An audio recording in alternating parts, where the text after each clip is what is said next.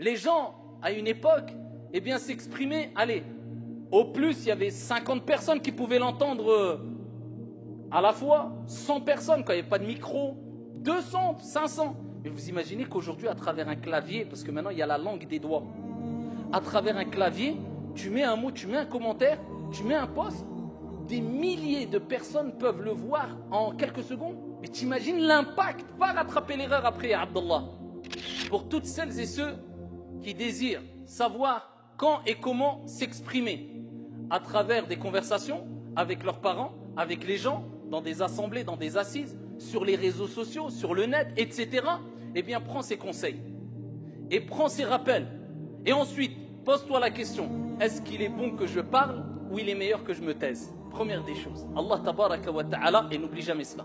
Il nous dit dans le Saint-Coran, ما يلفظ من قول إلا لديه رقيب عتيد. Il ne prononce aucune parole. L'être humain ne prononce aucune parole sans qu'il y ait un gardien, un ange prêt à l'inscrire. Il est aux aguets et ton Seigneur est aux aguets. Inna rabbaka labil mirsad. Sans qu'il y ait un gardien prêt à l'inscrire, toute parole que tu sors, eh bien il y a des anges, il y a un gardien qui est là et qui attend et qui surveille et qui est prêt à l'inscrire. Et au jour de la résurrection, eh bien on dévoilera les feuillets, on déroulera les feuillets et voilà que tu devras rendre des comptes sur ton livre, tout ce que tu as dit et ce que tu as fait. Iqra kitabak. Voilà ce qui te sera dit. Lis ton livre. Et des gens seront paniqués et se souviendront des méfaits de leur langue. Mais ça sera trop tard. يوم لا ينفع مال ولا بنون إلا من أتى الله بقلب سليم. Le jour où ni les biens et ni les enfants ne profiteront en rien, si ce n'est celui qui rencontre son Seigneur avec un cœur saint, pur. Il aura purifié son cœur. Et pour purifier ton cœur, eh bien, il faut utiliser à bon escient cet outil qui est Al-Lisan et qui fait partie des outils qui transmettent les informations à Al-Qalb aussi. Ils ont une relation ici entre eux très étroite, la langue et le cœur. Première des choses, n'oublie pas que toutes tes paroles sont inscrites. Deuxième des choses, le prophète alayhi salam te donne cet enseignement et te donne ce conseil rapporté par Muslim. Man kana yu'minu billah wal yawmil akhir falyaqul khayran aw liyasmut.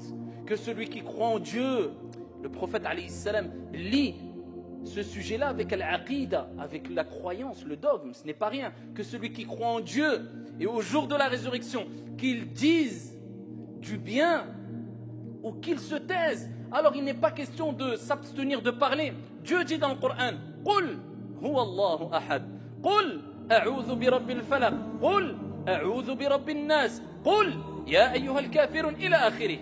Dieu nous exhorte et nous enseigne et nous apprend et nous informe qu'il est bon de parler. Mais de quelle manière? Dans tous les versets ou les débuts de versets que je vous ai cités précédemment, Dieu dit, il est Dieu l'unique.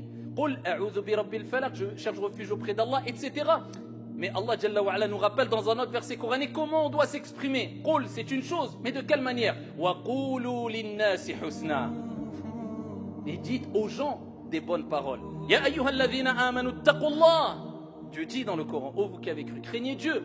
وقولوا قولا سديدا.